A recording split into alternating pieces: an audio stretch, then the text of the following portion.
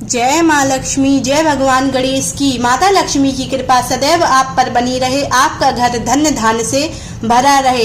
इस साल धनतेरस का त्योहार 29 अक्टूबर को मनाया जाएगा।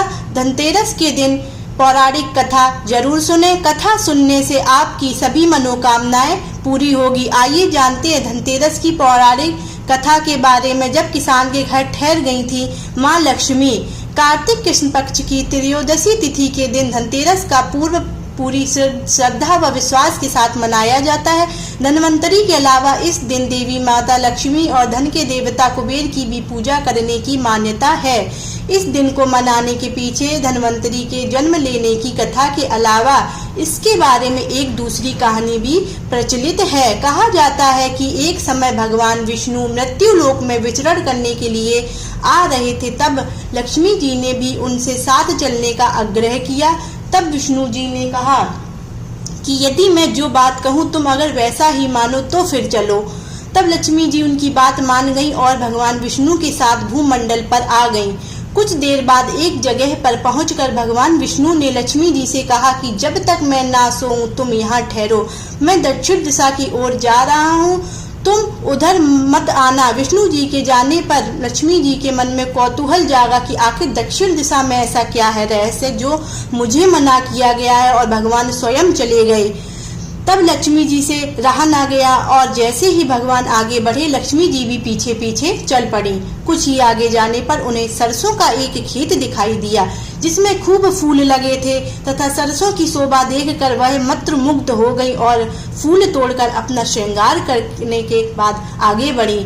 आगे जाने पर एक गन्ने के खेत से लक्ष्मी जी गन्ने तोड़कर रस चूसने लगी तथा उसी क्षण विष्णु जी आए और यह देख लक्ष्मी जी पर नाराज होकर उन्हें शाप दे दिया कि मैं तुम्हें इधर आने को मना किया था पर तुम ना मानी और किसान की चोरी का अपराध कर बैठी।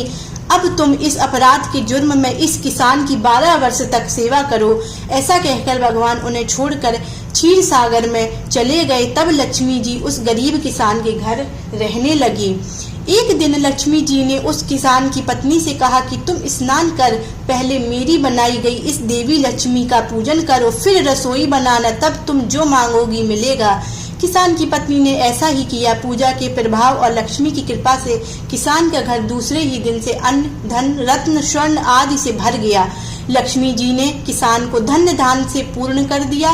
किसान के 12 वर्ष बड़े आनंद से कट गए। फिर 12 वर्ष के बाद लक्ष्मी जी जाने के लिए तैयार हुई। विष्णु जी लक्ष्मी जी को लेने आए तो किसान ने उन्हें भेजने से इनकार कर दिया।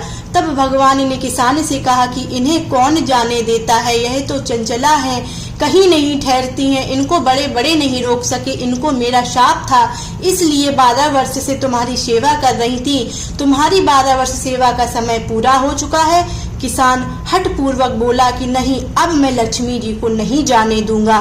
तब लक्ष्मी जी ने कहा कि हे किसान, तुम मुझे रोकना चाहते हो तो मैं जो कहूँ वैसा करो। कल तेरस है, तुम घर लीप कर पोत कर स्वच्छ रखना, साफ सफाई रखना तथा रात्रि में घी का दीपक जलाकर रखना और सायंकाल में पूजन करना और एक तांबे के कलश में रुपए भरकर मेरे लिए रखना। मैं उस कलश में निवास करूंगी किंतु पूजा के समय तुम्हें दिखाई नहीं दूंगी। इस एक दिन की पूजा से वर्ष भर में तुम्हारे घर से नहीं जाऊंगी। यह कहकर वह दीपकों के प्रकाश के साथ दसों दिशाओं में फैल गई। अगले दिन किसान ने लक्ष्मी जी के कथानुसार पूजन किया। उसका घर धन धान्य से पूर्ण हो गया। इसी वजह से हर वर्ष तेरस के दिन लक्ष्मी जी की पूजा होने लगी। इसी कथा के प्रभाव से आज